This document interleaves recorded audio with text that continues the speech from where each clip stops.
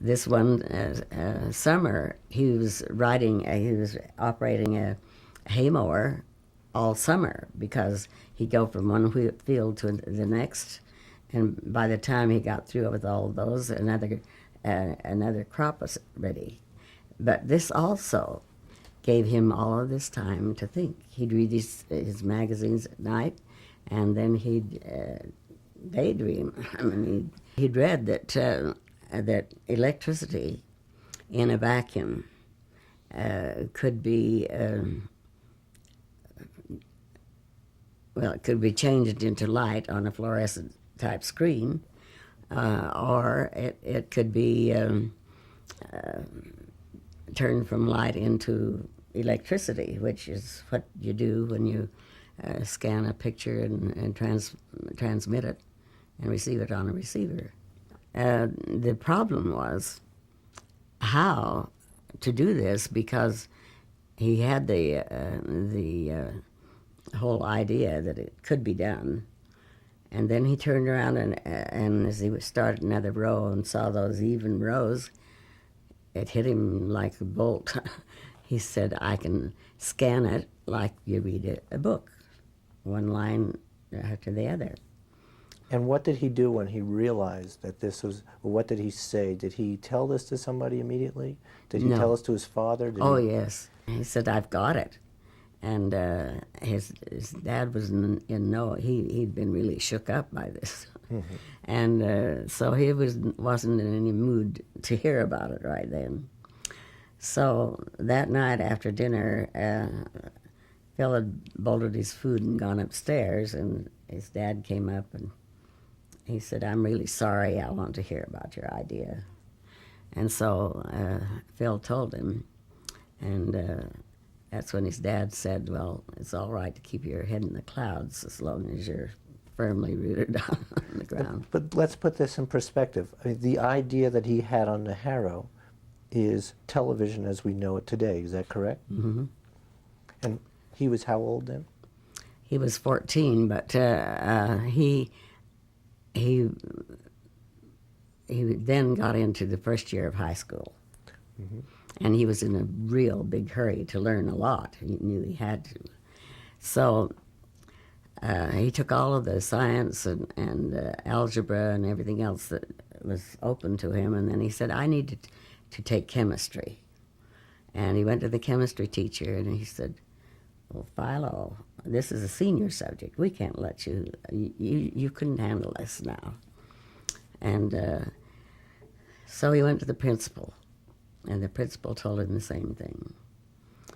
Well, he decided he'd just have to show them, I guess. So it happened that his algebra teacher had an eye operation, and so he got Phil to help him teach the class. And Phil said, I'll teach the class if you'll teach me algebra, second year algebra at the same time. So that's how it went. He finished his science and all of his algebra and everything, and his science teacher came to the principal, and she said, you've got a special student here, and I think you should let him take chemistry. But they wouldn't be swayed. He went to the chemistry teacher again, and he said, would you let me sit in on the class? You don't need to give me the credit, but let me sit in on the class. And this was Justin Tolman. And Mr. Tolman said, well, I can't see that would hurt anything. So he sat in on the class. And it was only a week or two until he started to take part in the discussions, and Tolman realized that he was getting this better than some of the seniors. So he went to the principal, and he said, if you will give this Farnsworth boy credit for this class, I'll spend an hour after school each day to bring him up on his lab work and everything that he missed the first half of the year. At some point, Phil started to talk to Mr. Tolman about TV. Tell us about that. All right. In Idaho, even yet, they let the schools out early in the spring to help with the planting. And so it was in either late March sometime in March that he was going to be leaving school. And so Mr. Tolman came for their meeting, the regular meeting, and Phil had filled the board, the blackboard, with diagrams and formulas and equations. And of course, Tolman, the kind of things he'd been asking, he knew something was driving this boy, but he understood it well enough not to push it. So Philo said, I want to tell you about my invention. And he explained it to Mr. Tolman, and Mr. Tolman said, oh, Philo, I don't understand it all, but he said, I suggest that you really keep at it, because if you want to badly enough, you'll do it. He drew a sketch of his camera tube, the image dissector, on a piece of his little notebook. He always carried a little notebook in his pocket, and tore it out and gave it to Mr. Tolman. And it was this that he produced when he was interviewed about when we were having the